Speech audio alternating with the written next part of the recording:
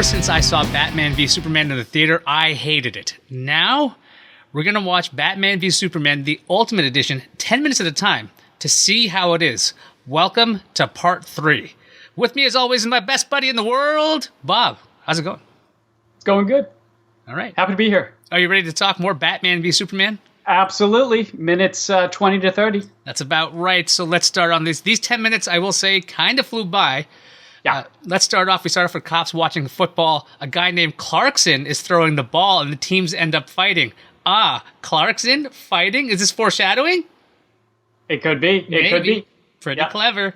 The cops ignore calls until the game stops, and now it's time to introduce the Batman. Yes. Which you know, by the way, because we see bats, and then we see a batarang. Yeah, we needed to really, really beat that one home. That's right, because where Batman goes, there are bats that go flying out of a chimney. Yes. Because reasons. So, in this building where the bats have exited already, women are stuck behind bars, and they say they were saved by a demon, and the cops can't open the cage because the women won't let them. We hear yelling upstairs, please don't, please, I don't know who he is. And then we hear a person being beaten. So the cops finally go upstairs.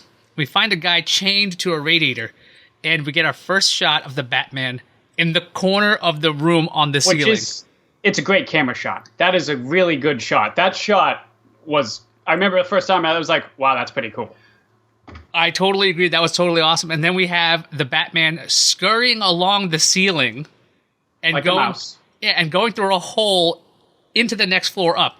That scene was like, I've never seen Batman in film move like that, other than animated. It was like, okay, this is different. I liked it. Yeah. So I was excited then. I'm excited now just to even talk about it. Yeah. So the young cop is excited about seeing the bat for the first time, and the bad guy who's changed the radiator, he's got a bat branding. Okay, when I first saw this, I thought, all right, new world, new Batman, let's give it a go. And I still feel that way. Yes, I know what Batman's supposed to be and everything, but how did you take the branding when you saw it? I thought the branding was a good way to show that this isn't your Boy Scout Batman. This is kind of a badass guy who's had a lot of bad shit happen to him. Not that all Batman versions haven't, but this guy is kind of on the dark. Yeah, he's definitely over an edge of some kind because he's been Batman for a long time, and that's interesting. And we'll get to that when we get to that. So now the movie slows down a bit. Lois is home. She's picking up mail. It's kind of like a cool down after that really cool Batman scene, I think. And Lois checks her blood-covered shirt and her journal with a bullet. So what's next? As we all do, when you find a bullet in your journal, you go into the bath with the bullet. Take a bath. Yeah. Well, truthfully, she started the bath before she found the bullet.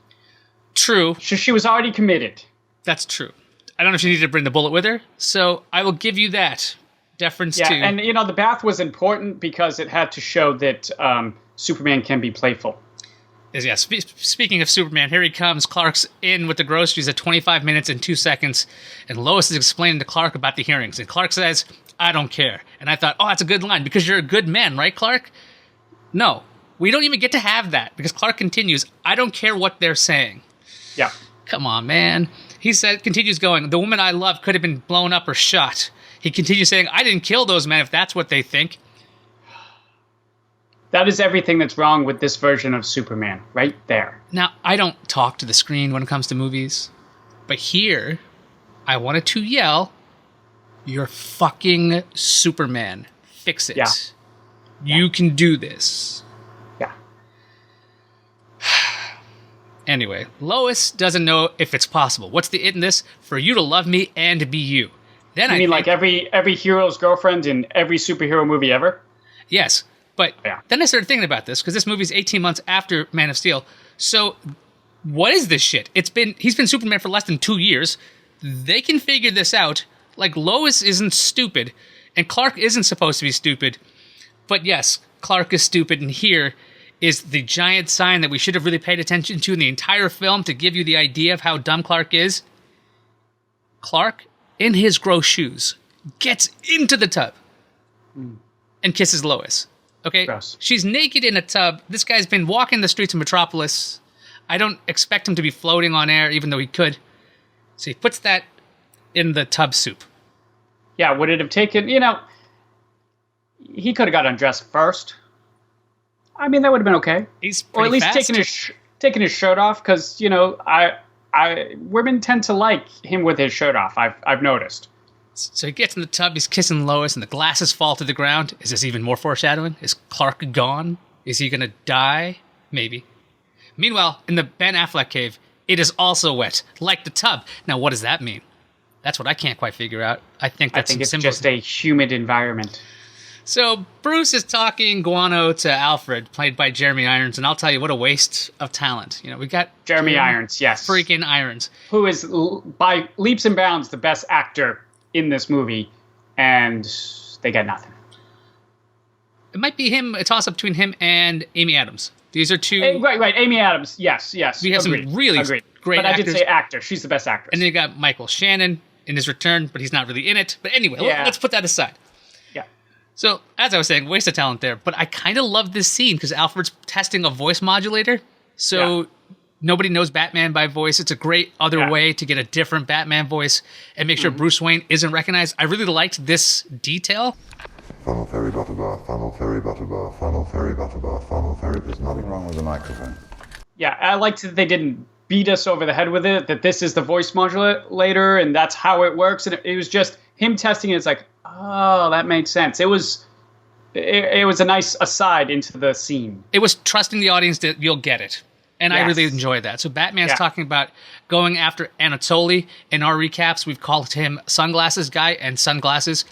He's also the KG Beast. That's what I forgot he was. And Batman's going to find this guy to see who's bringing a dirty bomb into Gotham. Alfred starts talking about the bat branding in the newspaper, and Bruce says, "We've always been criminals, Alfred." Super deep. That's a, the branding was enough. He could just be like, "Did you do this?" And he just says, "Yes." That's been enough. Like, okay. Yeah, no. We needed to make it really emotional. And then Alfred has to say, this is what's making men dark. This is where it all begins. You are going down a bad path. Damn you, son. Bye-bye. It turns good men cruel was the dialogue. And yes, we got your subtlety there, Alfred. I got it. Yeah. In one sense, with the modulator, they're expecting the audience to be smart and pick it up. And then they're beating us over the head, telling us we're stupid and can't figure something like that out. Speaking of that, here's the 10 minutes to get closer and closer into becoming total and utter excrement. Let's go to LexCorp. Oh my God. Lex. Okay, hang on. So I had to write down his line. Here's what he says. I'm going to I'm not going to have the same intonation. He goes, "Oh ha, ahoy, ahoy," says Lex. Ahoy, ahoy. I did not know you were here. Yes. What? Why? I don't. I really don't know. Was it? I don't know.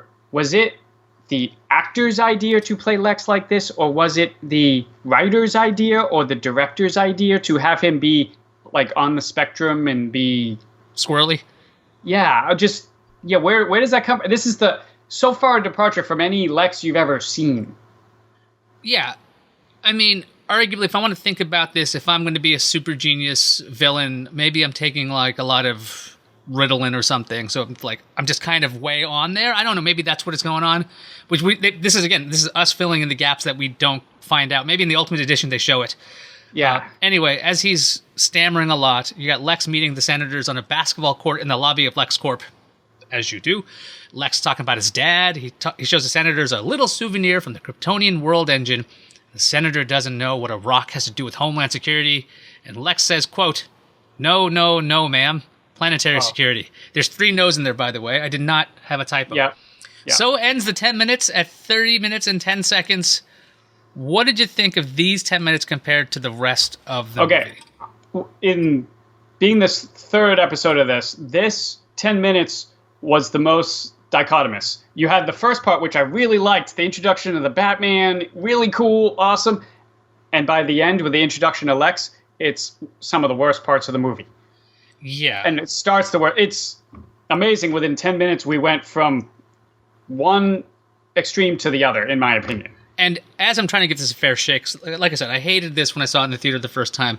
I will say, now that I'm thinking about it, these 10 minutes establish a lot of world building. We have, obviously, the Gotham cops who are not paying attention to stuff. You have this legend of the Bat, because women are calling him the Demon. You've got an actual image of the Batman scurrying. You got a totally different world with this. You got this branding going on. That's really strange. You got Clark bringing home groceries. which is nice, but also like, so he's kind of a nice fellow. He's going to make dinner, but he's also like very closed off to the planet, the whole world, which I still find weird. And he's got one link. We're building that one link, which will be super important, no pun intended, with Lois. That's fine. There's a fun part of the 10 minutes, and there's a not fun part of the 10 minutes. And I will say, have to say, when on the Lois and Clark thing, they do easily establish that they're a couple, they're together. They do that quickly without a lot of exposition, just by having them live together, him making dinner. They do that quickly. I thought they did that pretty cleanly. Yeah, that was nice. It wasn't like watching the disastrous Jessica Alba and Mr. Fantastic zero chemistry relationship, even though they told you they're together. Yeah. This worked out just fine. Also, we had a previous movie to define that if we needed it. But in this, even if you knew nothing about Superman, him coming home with groceries, I'm going to make you dinner. Okay, cool.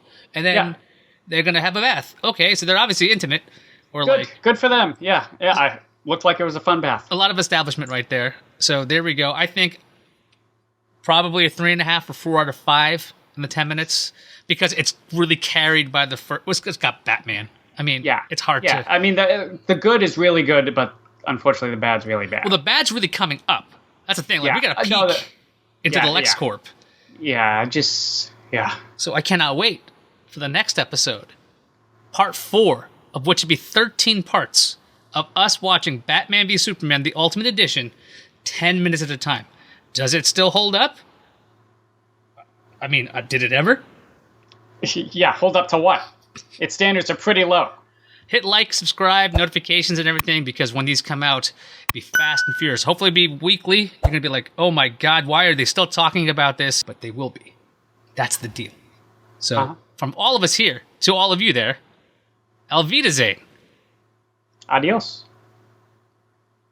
Vaya con Dios.